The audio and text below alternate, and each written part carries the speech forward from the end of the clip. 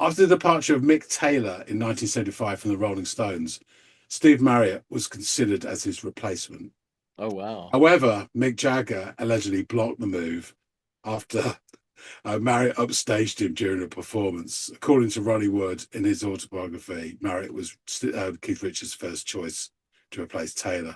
And Marriott's wife was, I did write this down, but he basically said he stayed at the back until this bit, and then as soon as he opened his mouth to sing, they said there was no way Jagger was ever going to let him in the band.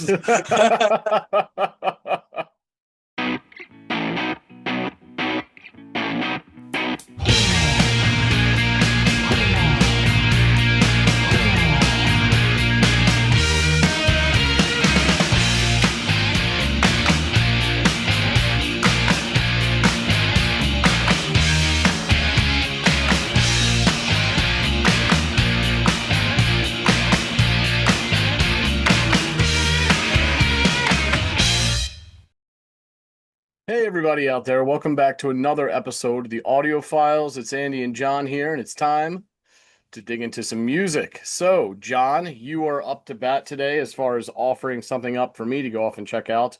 What have you got in the bag? No, the band are Small Faces. Okay, Small Faces. No? I don't think so, no. Of course, the only thing in my head is just The Faces, which I know this is probably not. So, yeah, I don't think I'm familiar with these guys. Fair enough. Well, you will be in a second. So the track is Tin Soldier. Ah, Tin Soldier. Okay. Well, let me go off, give this thing a spin, and I'll come back and let you all know what I've made of it.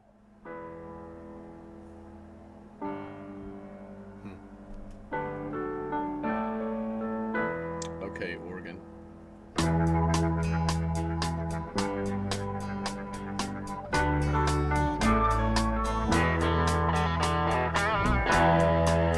Like that twangy guitar.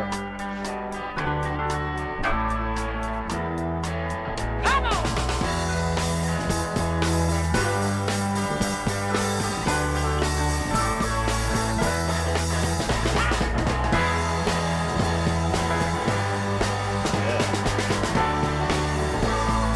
I am a little tin soldier that wants to jump into your fire.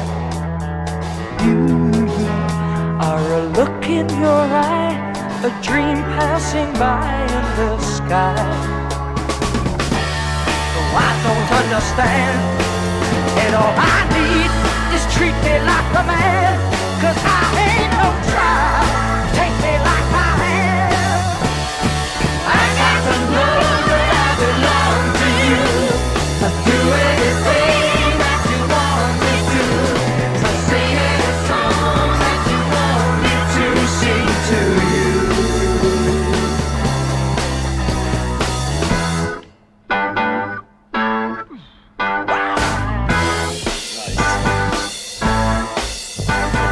I don't need no aggravation. I just got to make you. I said, listen, I just got to make you. That's my occupation. Do anything that you want to do. I'll sing any song that you want me to sing to you. All I need is your whispered hello, smiles melting the snow, nothing hurt. Your eyes, they're deeper than time, say a love that won't rhyme without words. So now I've lost my way, I need help to show me things to say. Just give me your love before mine fades away. I got to know that I belong to you. Do anything that you want to do. Sing any song that you want me to sing to you. Oh yeah! Oh yeah!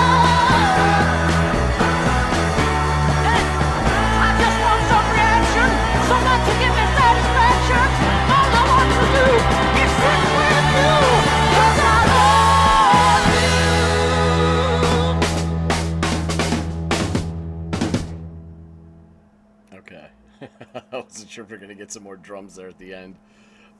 This is a lovely little taste of late '60s classic rock, um, and it's somewhat of a surprise that I've never heard this before. Only because like that was sort of the theme music to my youth growing up in my house. It was always classic rock records or blues kind of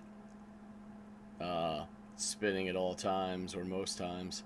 So yeah, this was it's just interesting to hear this and know exactly like the formula or the cloth from which it was cut, and yet to be certain that I've never heard it before is interesting, given how much I listened to this stuff as a kiddo and even still now. But this is definitely one that slipped through the cracks. I mean, the added female vocalist just added so much. If it wasn't there, it would have clearly have been a missing piece. So I'm glad that they added it, because I don't know, it just leans even more into that aesthetic, that classic rock aesthetic. There's so many classics that have either, you know, a co-female vocalist or backing female vocals in it, and it just gives it that extra bit of soul and oomph that the song needed. But I mean, you have that, and then you have this organ sound, and you have that the way that the tone of that guitar, and it all is just like following the handbook of a great classic rock tune. Yeah, I had a lot of fun listening to this one. I really enjoyed all the elements involved. Her voice was probably what took it over the top for me, but it already had a lot of really great sounds going for it. So yeah, this is a treat to listen to. I'm not familiar. I don't think I'm familiar with Small Faces. I think I've heard the name before, but I don't think I'm familiar with them.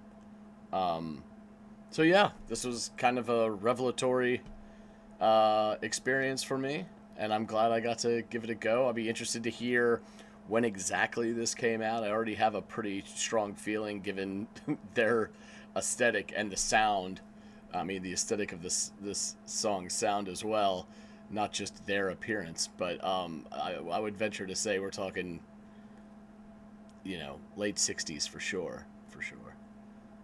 But I know a man who will know the truth of that and more, and that is a one John. So let's get back to him and discuss this little slice of '60s goodness. Totally tubular. He's back. So we've had to listen to Tin Soldier, Small Faces. Tell myself and all the good folks watching, what do you thought of it? Well, sure thing. Totally tubular. Yeah, this is interesting. I listened to it, and I told you that I didn't know the band. I don't. Although, like you mentioned, I am familiar now, having listened to it. But it does sound like something that I should have known. And that's what's interesting about this. It's like something that somehow slipped through the cracks of this. And it's odd using the term nostalgic when you didn't live through this, but I did grow up listening to almost exclusively classic rock and blues, because everything, including our musical taste, is typically acquired. And through this acquisition, as a youngster, I listened to a lot of this stuff in my household. And it had all of the trimmings and attributes one would come to suspect from that kind of genre. Yet I'm pretty sure I've never heard this song before. So it was an odd kind of experience where you're listening to something that sounds so familiar in just about every way, except for the fact that you've never heard it before, which is an odd kind of feeling to grapple with. But it was all that out of the way. It was a really fun listen, and somehow reminded me of coming up. So it begins, the song kicks off, and it starts to take shape with a few of these scant like keynotes. And then around the 12-second mark, the beat drops in, and it's very simple metronomic fashion to this introductory kind of beat, we'll call it. Then this almost tinny sounding guitar work appears as it noodles this little motif slightly under the surface. And shortly after that, around the 28-second mark, we get this "Come On" shouted, and then the song begins to sound more fully realized as they jam out for a couple measures. The music then pulls back just a little bit as the singer begins to deliver the first verse over the simple beat, some subdued organ notes, and some gentle guitar notation. And I don't catch everything our man is singing here, but he does immediately own that he is, in fact, a little tin soldier that wants to jump into your fire. He also mentioned something about a dream passing by in the sky. The music then ramps up for the next stanza, and so does his delivery. As he sings of wanting to be treated like a man because he ain't no child. um, we then get four sort of punctuative notes and strikes by the drums before the next stanza of lyrics is delivered, and these are done so with a female backing vocals, which sound terrific and really adds even more of this late 60s, early 70s classic rock aesthetic that they've already pretty much established. But there are so many great songs from this genre that lean on and really rely on the presence of a female voice that gives it this added soul. And God, this song had that absolutely, especially obviously when she made her appearance. And then at the 1:30 mark, the music cuts out briefly, which gives way to a couple errant organ notes and a holler by the singer before the beat drops again. And the singers, I should say, rejoin. And this time it appears the female vocalist is taking even more of this prevalent role here in this portion, and she's really going for it. Then around the 2:11 mark, things calm back down to let the levels preceding the breakout portion, and we get treated to another verse. And as it progresses, it again gains more steam, and we get treated to more of those powerful female vocals. And over top, it's all over top of these like really punchy organ notes and this rollicking drum beat. She calls out a couple vocalizations and then sings, "I just want some reaction, someone to give me satisfaction. All I want is to stick with you because I love you." And then we get a couple stuttered beats on the drums, and the song comes to an end. The song sounds like the perfect slice of 60s classic rock. Honestly, I'm surprised I hadn't heard this before, as I mentioned, sort of given how much of this genre I don't want to say subjected to, but I was exposed to in my youth. So yeah, this was a lot of fun giving this thing a go. And it was like listening, it was like just this tiny missing puzzle piece, of which I'm sure that there are plenty of others, but here's at least one that's been populated. So tell me a bit more about this band and this track, John. Interesting. Yeah, I thought perhaps you wouldn't have heard them, which is a crying shame and not your fault.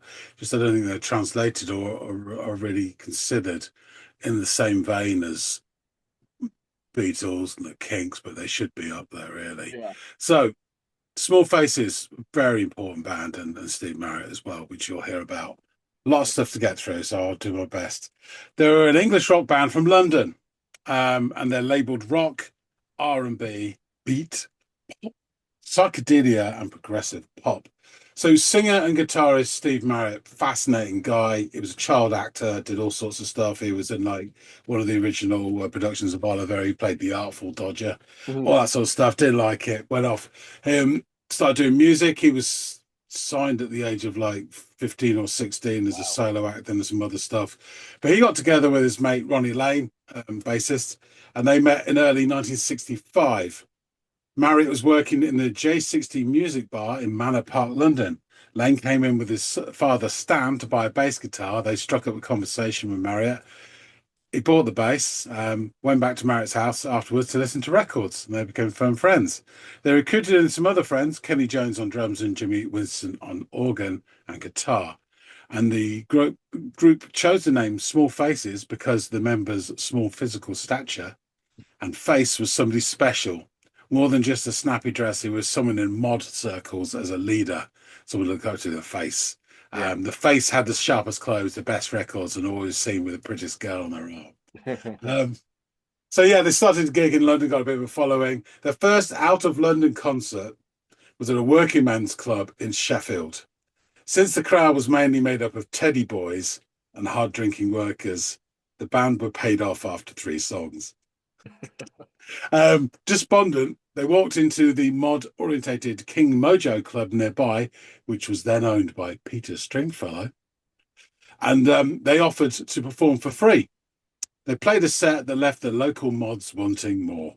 And then following on from that, they got a residency at Leicester Square's Cavern Club, where they were supported by Sonny and Cher, who were living in London at the time. Oh, wow. That's crazy. So the band signed a management deal with the shady figure Don Arden and was signed to Decca Records for recording. Debut single, What You Gonna Do About It, was released in August 65 and became a top 20 UK hit. Marriott and Lane were credited with creating the instrumentals of the song, borrowing the guitar riff from Solomon Burke's record, Everybody Needs Somebody to Love. You know, the one from the Blues Brothers. Mhm. After this, Jimmy Winston left the band, replaced by Ian Malacan. The new Small Faces lineup hit the charts with their third single, Sha-La-La-La Lee, which is a corker. It was released in January 66. It peaked at number 3 in the UK. With their first album, Small Faces, released in 66, also a success. They rose in popularity. They had hit after hit, and they became a regular on the British sort of pop TV shows like Ready, Steady, Go and Top of the Pops. And they toured incessantly in Europe, UK and Europe. I won't go into too much of it. Steve Marriott then bought a house, and that was a place where everyone went to party. He was still only 18 at this point. Jesus. I mean, yeah. John, on the hierarchy of celebratory words for how good something is corker above or below a belter? How does that work? I think it's a mood-based thing, but they're both just slightly down from Bobby Dazzler. Okay, all right, there we go. Thank you. I have a clearer picture now of the scoring rating here. I'd say Corker's slightly above Belter, but you know, each to their own. So their popularity sort of peaked in 66 when All or Nothing, their 5th single, went in at number 1 on the UK charts. According to Marriott's mother, Kay, he was said to have written about his breakup with his ex-fiancée, Susan Oliver. It's a great song. It's a bit melodramatic. It's great. So by 66, despite being one of the highest grossing live acts in the country and a string full of successful singles, 4 top 10 hits in the UK, the group had no money. After a confrontation with their manager, Arden, who tried to face down the boys' parents, that's how young they are, their parents came along to argue, by claiming the whole band was using drugs. They just broke with them and with Decca, and then signed to Immediate Records. The next single, Here Come the Nice, funny enough, was clearly influenced by their drug use, so he was right. That's not the reason why they were skinned, though. And it managed to escape censorship, despite the fact it openly referred to a dealer who sold drugs. The second studio album was again called Small Faces. I don't know why. And it was really highly regarded and became very influential on a number of bands at home and abroad. Then they followed up with another single, Itchy Park, which is a classic, in August 67. And it was the first of the band's 2 charting singles in the United States, reaching number 16 in January 68 in the States. The single was a big hit in Britain, though, and it got to number 3. Itchy Park was the first British single to use flanging, the technique of playing 2 identical master tapes simultaneously, but altering the speed of one of them by very slightly touching the flange of the tape reel, which yielded a distinctive cone filter instead of yeah. It was then followed in December 1967 by Tin Soldier. So just to reiterate at this point, band lineup, which didn't change that much, but Steve Marriott leading backing vocals, acoustic electric guitars, Ronnie Lane bass guitar backing vocals, Ian McLagan acoustic and electric pianos, Hammond organ backing vocals, and Kenny Jones drums. An additional personnel for this song, P.P. Arnold on backing vocals. So Tin Soldier was originally written by Steve Marriott for the singer P.P. Arnold, who I think he was having a bit of a dalliance with at the time as well.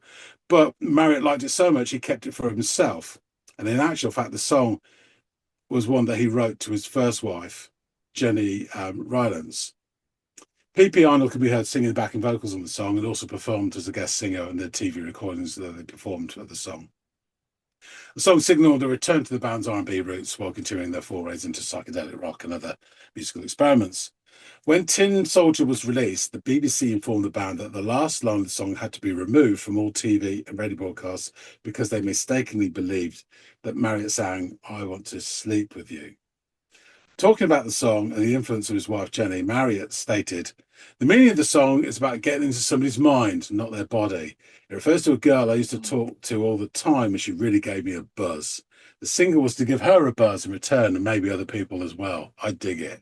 There's no great message really and no physical scenes." The song was a hit. It reached number 9 in the UK and number 73 in the US Hot 100. Wow. In 1997, some 30 years after the song's original release, Mojo magazine voted Tin Soldier the 10th best single of all time Wow. in a reader's poll. The poll placed it ahead of anything by The Who or by the Rolling Stones. The song has also been much mentioned by loads of artists over the years, particularly Paul Weller, who's done an amazing version of it. As you can, a lot of his career he owes to the sound of Small Faces and Steve Marriott. And also it was in Noel Gallagher's personal all-time top 10 song list as well. Oh, wow. Just really rated song. Lyrics, and you got most of them. "I'm a little tin soldier that wants to jump into your fire. You are a look in your eye, a dream passing by in the sky. I don't understand, and all I need is to treat me like a man, 'cause I ain't no child. Take me like I am. I gotta know that I belong to you. Do anything that you want me to. Sing any song that you want me to sing to you." There's that sort of bridgy bit. And then it comes back with dun, dun, dun. "I don't need no aggravation. I just got to make you. I just got to make you my occupation. I just got to know that I belong to you. Do anything that you want me to. Sing any song that you want me to sing to you. All I need is your whispered hello. Smiles melting the snow, nothing hurt.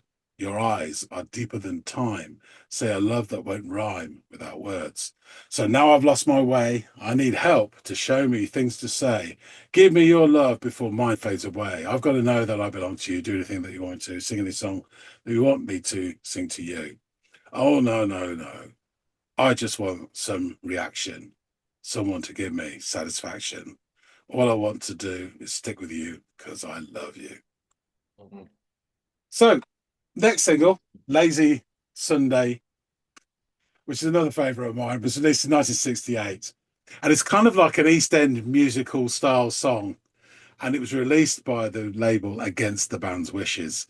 It was written by Marriott, inspired by feuds with his neighbours, and is recorded as a joke. The single got to number 2 in the charts. and it sort of starts off with this sort of, "God blimey, Governor, how's you doing?" And this is like, "How's your Bert's lumbago?" And then it's, "Wouldn't it be nice if you get on with your neighbours?" And he sort of sings it in this sort of style. It's really funny. It's a great song, though. Back in England, their career reached an all-time high with the release of their psychedelic concept album, Ogden's Nut Gone Flake, in May 68. The album was released with this special round packaging design, first of its kind, so it was meant to look like an antique tobacco tin, a bit like Pills, metal box. It stayed at number 1 in the UK albums chart for 6 weeks, but it only reached 159 in the US, so it didn't quite hit the right tone there. The final official single during the band's career was a folksy sounding "The Universal," which was released in the summer of 68. The song was recorded by adding studio overdubs to a basic track that Marriott had cut live in his back garden using his own tape recorder in Essex with an acoustic guitar, and included his dogs barking in the background. The single's comparative lack of success in the charts only reached number 16 in the UK charts, disappointed Marriott, who then stopped writing music for a while. Marriott officially quit the band at the end of 68, walking off stage during a live New Year's Eve gig, yelling, "I quit!" So I wonder what he could have meant by that. Yeah, exactly. Read between the lines there, folks. Yeah. Citing frustration at their failure to break out of their pop image and their inability to reproduce the more sophisticated material properly on stage, Marriott was already looking ahead to a new band called Humble Pie, which he formed with Peter Frampton. Mm. Here we go. This is where it gets very interesting. After the Small Faces split, Lane, Jones, Lagan joined forces with two former members of the Jeff Beck group, a certain singer called Rod Stewart, and a guitarist called Ronnie Wood. And along with another couple of guys called Art Wood and Kim Gardner, they formed the band Quiet Melon. After a few singles, didn't really do anything, Art Wood and Gardner quit, and the band remaining members changed the name to The Faces. Wow, that's really, really weird. Yeah, exactly.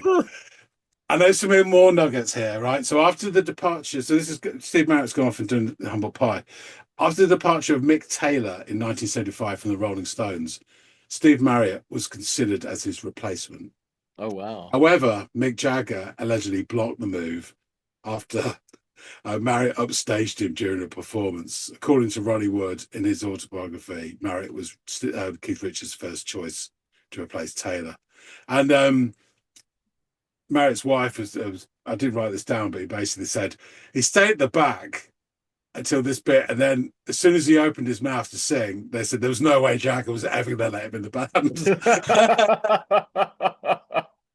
So following the breakup of the Faces in 75, the classic Small Faces lineup of Marriott, Lane, Jones and Lagan reformed briefly to film a video because Itchy Park was being re-released and it hit the charts again. The group tried recording together, but Lane left after the first rehearsal due to an argument. Unknown to the others, he was just beginning to show the symptoms of multiple sclerosis. Ooh. But his behavior was misinterpreted by Marriott and the others as a drunken tantrum. So they carried on without and got someone else to replace Lane. And this iteration of the Small Faces recorded two albums, Playmates in 77 and 78 in the Shade in 78, both released on Atlantic Records. The albums were both a critical and commercial failure. And they broke up again in 78. They went off and did other things. Later in the 80s, Marriott went solo. He was playing nearly 200 gigs a year. He would crop up from time to time. You see him on telly talking to that lovely bloke, salt of the earth, blah, blah, blah. On the 20th of April, 1991, Marriott died in his sleep at home when a fire, probably caused by him smoking in bed, swept through his home in Essex and killed him. He was only 44 years old. Jesus. Kenny Jones, he became the drummer of The Who after Keith Moon's death in 78. And he continued working with The Who throughout the late 80s. Ronnie Lane's recording career was curtailed by the effects of multiple sclerosis, although he issued some collaborative albums with Pete Townsend and Ronnie Wood in the late 70s. He moved to the States and continued to do stuff, but he then died in his home in Colorado on the 4th of June, 1997, after battling multiple sclerosis for nearly 20 years. So he hung on for a long time. Yeah. And Ian McLagan, he went on to perform with artists such as Bonnie Raitt, Bob Dylan, the Rolling Stones, and more recently, Billy Bragg. He died from a stroke on the 3rd of December 2014. Another interesting side note, Bowie, Marriott and Frampton were all friends from a fairly early age. David Bowie said that Steve Marriott was one of the best vocalists that UK had ever produced. Wow. In his opinion. In 1964, pre-fame of both of them, he and Marriott planned to form an R&B duo called David and Goliath. Instead, Marriott went off to do Small Faces and David Bowie was never heard of again. Peter Frampton actually went to school with Bowie, although he was like 3 years younger. They were friends. And that's because Frampton's dad was Bowie's art teacher. Oh, wow. It's just a weird. Yeah. And here's something even weirder. During discussions when they were putting together Led Zeppelin, Jimmy Page was talking with Jeff Beck about putting the band together, and Steve Marriott was first choice for vocalist. Oh, wow. Imagine that. A very different band. Robert Plant was a huge fan of the Small Faces and was a regular at their gigs, where he also acted as a runner and ran errands for them. Led Zeppelin's song Whole Lotta Love is a direct take of Marriott's version of a classic song, You Need Loving, originally written by Willie Dixon and performed by Muddy Waters. However, Marriott bore no animosity towards Plant at all. He's quoted as shouting, "Go on, my son," and wishing him luck when he first heard Plant's version on the radio. Yeah. Because he was that sort of guy, you know. Yeah, that's awesome. So Small Faces and other sort of mod bands resurged, 60s mod bands resurged with interest in the mod revival in the late 70s, led by The Jam. And Paul Weller said, "The Small Faces are a massive influence on me. It's everything for me. They look great. Their music was great. Their attitude was great. It was the most complete band for me." And there's many articles saying that they had as much influence on the Britpop sound as the Beatles and the Kings did. Wow. So yeah, the only thing is that he did get so ripped off at the time that he should have died a multi-millionaire, really. And none of the band got that money that they so richly deserved. Yeah. But it was pretty commonplace then for managers to rip bands off throughout the 60s, you know, and 70s as well. Sure. But yeah, these are really, he has got a great sound. And this is probably my favorite song of theirs, but it doesn't display his vocal talents the most. It's still pretty good, but it's, you know, she steals the show. What was her name again? It was like P.P. Arnold. Yeah, she had loads of hits as well. But yeah, so I just thought if you had not had this before, you're getting a bit of a kick out of this as well, because it's, you know, it's a nice slice of British stuff to. Yeah, I'll definitely give you some more Small Faces, because they're a great band, and there's nothing. I look forward to it. Nothing not to like. Keen in on his vocal delivery the next time around too, especially after all this anecdotal evidence that suggests he is top shelf, a real corker of a singer. Yes, it would have been a very different Stairway to Heaven with him singing it, I think. Yeah, there wouldn't be so much Tolkien involved, I don't think, more Tolkien. But there you go. Right, I'll wrap things up. Thanks for listening to this, Andy. Thank you. Folks out there, tell us what you think. Please do slap your meaty paw on the like button if you like this. And drop me your comments. I'd love to hear what you think of Small Faces, Steve Marriott. There are 101 stories that I've heard about him, particularly in later times, about what a geezer he was. So yeah, please, I'd love to hear what you think about this song and the band and the bloke himself. If you haven't subscribed already, please do. We do appreciate everybody who does support the channel. It's very welcome. So hop on board. Sit at the top if you're smoking. That being said, thanks again so much for watching, and we'll see all of you on the next episode of the Audiophiles. We'll see you later, guys.